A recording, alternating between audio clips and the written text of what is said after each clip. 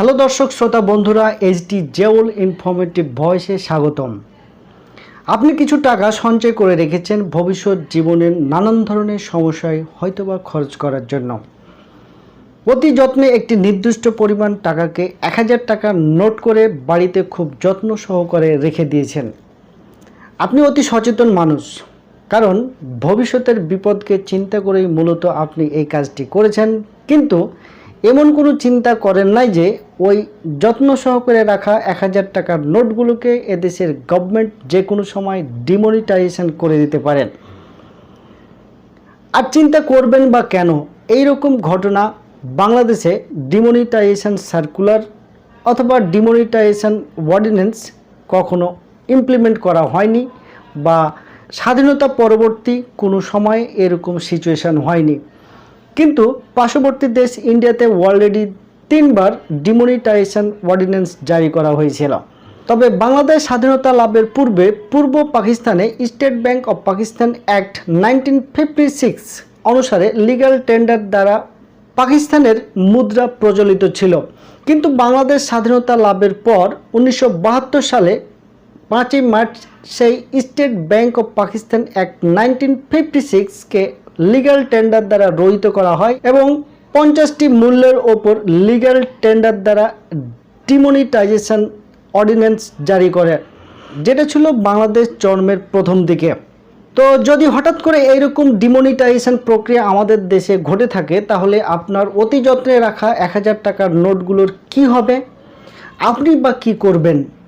ডিমনিটাইজেশনের bad impact বা good impact আপনার ওই 1000 টাকার নোটের উপর কতটুকু প্রভাব ফেলতে পারে, বা দেশ ও জাতির জন্য ডিমনিটাইজেশন অর্ডিন্যান্স কতটুকু সুফল বা কুফল বয়ে আনতে পারে, তারই একটি বাস্তব চিত্র তুলে ধরার চেষ্টা করব আজকের এই ভিডিওটিতে। সুতরাং আপনার সঞ্চিত টাকার উপর যেন ডিমনিটাইজেশনের ব্যাড ইম্প্যাক্ট না আসে, সেই বিষয়টিকে ক্লিয়ার করার জন্যই আমার এই ভিডিওটির সাথে শেষ পর্যন্ত থাকুন।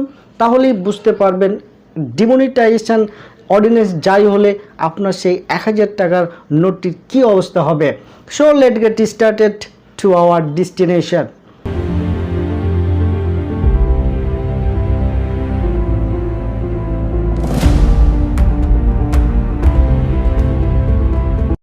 ফার্স্ট অফ অল আমরা জেনে নেব ডিমনিটাইজেশন কি। ডিমনিটাইজেশন অর্ডিন্যান্স একটা দেশে কেন প্রয়োগ করা হয়? ডিমনিটাইজেশন হলো একটি ইকোনমিক প্রসেস যেখানে একটি দেশের মুদ্রা ইউনিট আর লিগ্যাল টেন্ডারের অন্তর্ভুক্ত থাকে না।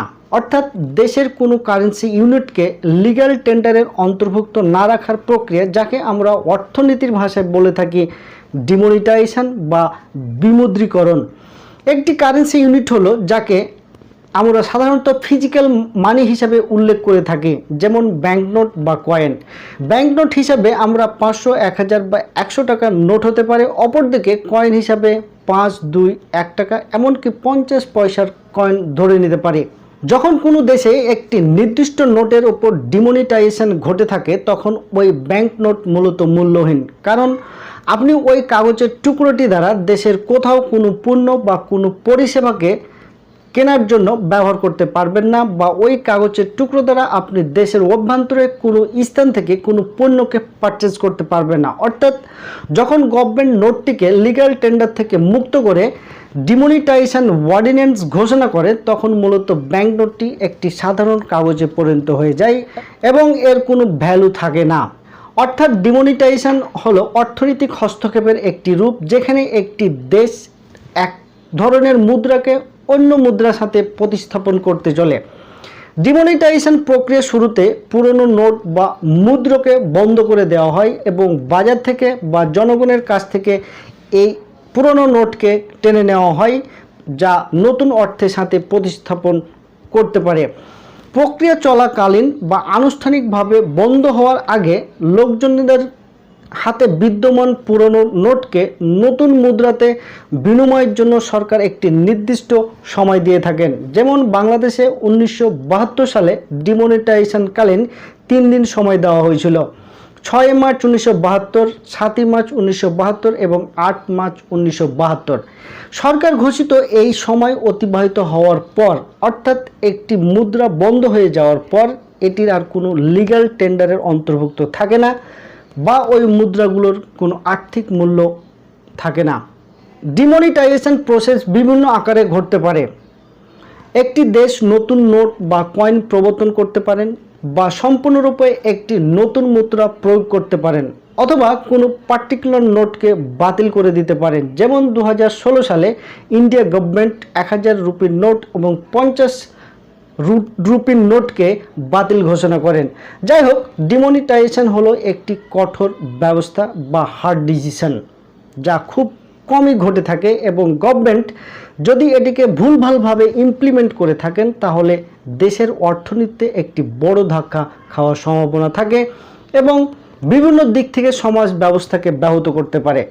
আবার কখনো কখনো একটি দেশের গভর্নমেন্ট ডিমনিটাইজেশন নামে পরিচিত একটি প্রক্রিয়ার মাধ্যমে বন্ধ হওয়া মুদ্রাকে লিগ্যাল টেন্ডার হিসাবে পুনঃস্থাপন করার সিদ্ধান্ত নিতে পারেন।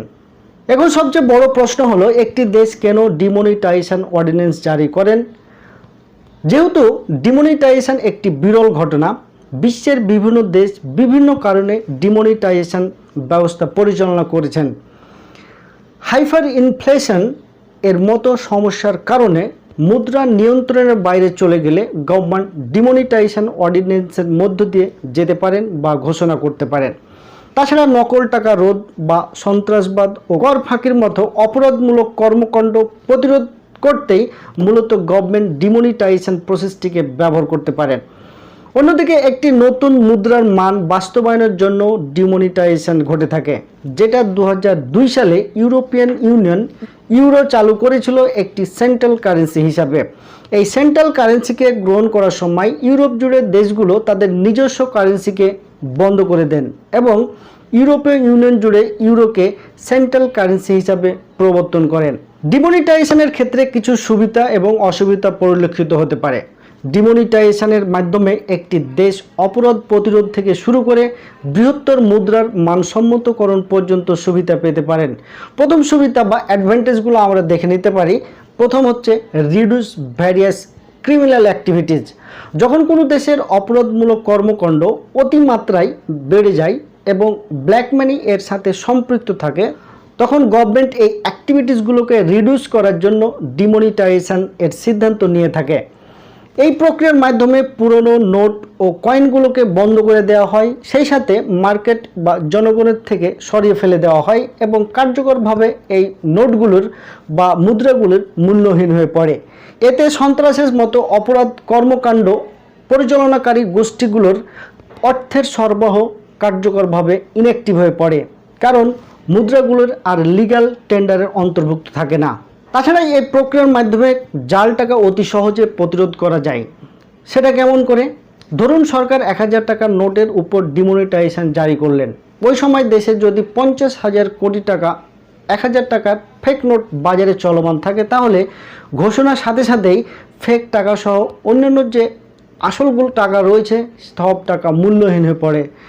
যখনই 1000 টাকার নোটের ওপর লিগ্যাল টেন্ডার থাকে না, তখন বাজার থেকে সেই ফেক টাকা সহ সকল টাকা উঠে যেতে বাধ্য হয় এবং ফেক টাকাগুলো আর বাজারে প্রচলন করতে পারে না বা বাজারে সেগুলোকে চালনা করতে পারে না। দ্বিতীয়ত হচ্ছে প্রিভেন্ট ট্যাক্স ইনভেশন। যে সকল ব্যক্তি বা প্রতিষ্ঠান কর ফাঁকি দিয়ে থাকেন, সেই সকল ব্যক্তি বা প্রতিষ্ঠান তার করের বিপরীতে যে মূল টাকা থাকে সেটা কিন্তু কোনো ব্যাংক বা আর্থিক প্রতিষ্ঠানে সেগুলো রাখতে পারে না। তাদের নিজস্ব ফান্ড বা সেফ জোনে সেগুলোকে সংরক্ষণ করে থাকেন। যখন গভর্নমেন্ট এই ডিমনিটাইজেশন অর্ডিন্যান্স জারি করে, তখন ওই সকল ব্যক্তি বা প্রতিষ্ঠান তাদের সংরক্ষিত টাকা বিনিময়ের ক্ষেত্রে ব্যাংক বা আর্থিক প্রতিষ্ঠানকে যথার্থ কারণ বা কিভাবে এত টাকা আয় করলো তার প্রুফ সাবমিট করতে পারে না। তখন তারা গভর্নমেন্টের কাছে এমনিতেই ধরা পড়তে বাধ্য থাকেন। প্রমোটস এ ক্যাশলেস ইকোনমি। ডিমনিটাইজেশন অনেক সময় নগদহীন অর্থনীতির দিকে ধাক্কা দিতে পারে, কারণ গভর্নমেন্ট প্রকৃত মুদ্রার প্রচলন কমিয়ে দিতে পারে এবং আরও ডিজিটাল বিকল্পের দিকে এগিয়ে যেতে পারে। যেমন বর্তমান বিশ্ব এখন ডিজিটাল কারেন্সির দিকে ঝুঁকে পড়েছে। এই ডিজিটাল কারেন্সি যদি সরকার কখনো মনে করেন যে দেশের অর্থনীতিতে এই ডিজিটাল কারেন্সিকে চালু করার সিদ্ধান্ত নেবে, তখন তারা যে ট্র্যাডিশনাল কারেন্সি রয়েছে সেই ট্র্যাডিশনাল কারেন্সির উপরে একটি ডিমনিটাইজেশন অর্ডিন্যান্স জারি করতে পারেন। যখন সরকার তার নির্দিষ্ট কারেন্সির পরিবর্তে ডিজিটাল কারেন্সি নিয়ে আসার চিন্তা ভাবনা করবেন, তখনই মূলত এই ডিমনিটাইজেশন অর্ডিন্যান্সগুলো সরকারের মূল ইস্তিহারে ফিরে আসে। এবার চলে আসুন এর অসুবিধায়, যার মধ্যে রয়েছে cover the cost of printing new notes and minting coins. সরকার যখন একটি নির্দিষ্ট নোটের ওপর ডিমনিটাইজেশন অর্ডিন্যান্স জারি করে, তখন মূলত ওই নোটগুলো মূল্যহীন হয়ে পড়ে এবং সেই নোটের পরিবর্তে নতুন নোট ছাপানো বা প্রিন্ট করতে গভর্নমেন্টকে এক্সট্রা খরচ বেয়ার করতে হয়, যেটা অনেক সময় সরকারের কাছে ব্যয় সাপেক্ষ হয়ে দাঁড়ায়।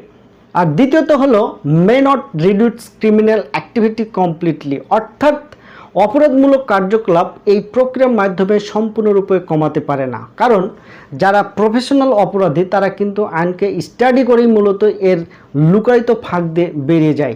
যেমন একজন অপরাধী ইল্লিগালভাবে অনেক টাকা উপার্জন করলেন, কিন্তু সে টাকা সে কোনো ব্যাংক বা আর্থিক প্রতিষ্ঠানে না রেখে স্বর্ণ কিনে রাখলেন বা রিয়েল এস্টেটে ইনভেস্ট করে ফেললেন।